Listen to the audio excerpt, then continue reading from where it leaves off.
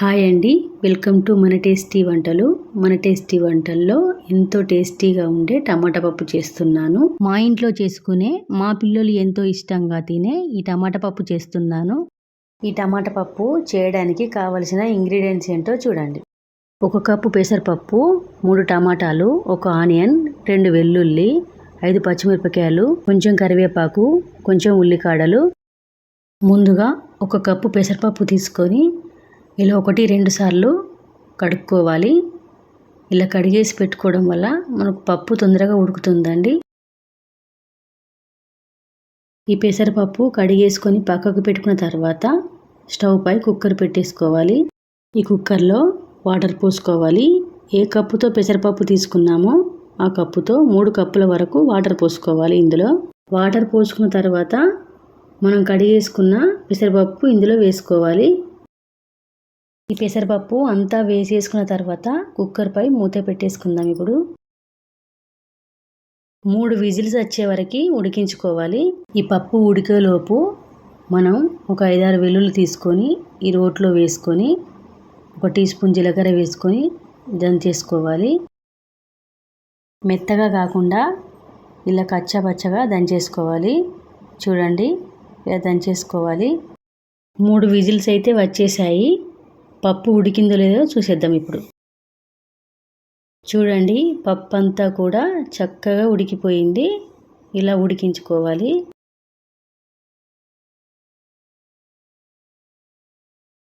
ఇలా ఉడికించుకున్న పెసరపప్పులో 2 గ్లాసుల వరకు వాటర్ పోసుకోవాలి. మీకు పప్పు పలచగా కావాలనుకుంటే మరికొన్ని వాటర్ వేసుకోండి. వాటర్ పోసుకొని ఇదంతా కూడా బాగా కలిపేసుకోవాలి. వాటర్ వేసి కలిపేసుకున్న తర్వాత 2 టమాటాలు, 5 పచ్చిమిరపకాయలు తీసుకొని కట్ చేసుకొని వేసుకోవాలి. ఇందులోనే 1 ఆనియన్ కట్ చేసుకొని వేసేసుకోవాలి.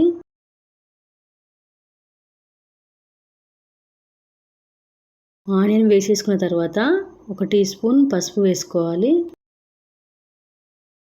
ఇప్పుడు కరివేపాకు వేసుకుందాం. ఈ కరివేపాకు కూడా సగం చేసుకొని వేసుకుంటున్నాను. ఇలా వేసుకోవడం వలన స్మెల్ బాగుంటుందండి. టేస్ట్ కూడా చాలా బాగుంటుంది. మీరు కూడా ఇలానే వేసుకోండి. ఇందులోనే 1/2 టీ స్పూన్ ఉప్పు వేసుకోవాలి.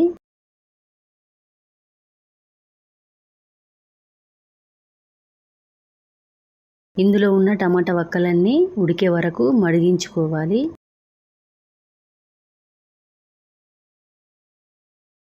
ఇలా మరుగుతుండగా కొన్ని ఉల్లికాడలు కట్ చేసుకొని వేసుకోవాలి.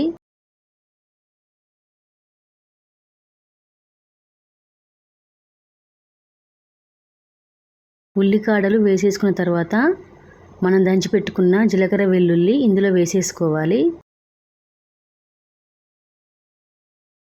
చూడండి, ఇందులో ఉన్న టమాటా వక్కలన్నీ కూడా బాగా ఉడికిపోయాయి. ఇప్పుడు స్టవ్ ఆఫ్ చేసుకొని ఇది పక్కన పెట్టేసుకోవాలి.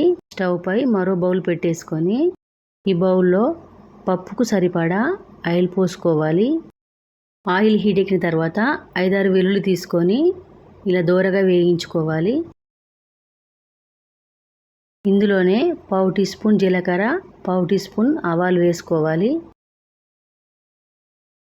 జీలకర్ర ఆవాలు వేగిన తర్వాత 4-5 ఎండుమిరపకాయలు తీసుకొని వేసుకోవాలి. ఇవన్నీ కూడా మంచిగా వేగిన తర్వాత మనం మరిగించుకున్న ఈ టమాటా పప్పు అంతా ఇందులో వేసేసుకోవాలి. పప్పు అంతా ఇందులో పోసేసుకున్న తర్వాత లాస్ట్లో కొత్తిమీర వేసేసుకోవాలి. మన టమాటా పప్పు రెడీ అయిపోయింది. చూడండి ఎంత కలర్ఫుల్గా, ఎంత బాగుందో. మీరు కూడా ట్రై చేసి ఎలా ఉందో చెప్పండి. మా టమాటా పప్పు మీకు నచ్చినట్లయితే లైక్ చేయండి, షేర్ చేయండి, సబ్స్క్రైబ్ చేయండి. మా ఛానల్ మొదటిసారి చూసినట్లయితే బెల్ ఐకాన్ నొక్కండి. మన టేస్టీ వంటల్లో మళ్ళీ కలుద్దాం.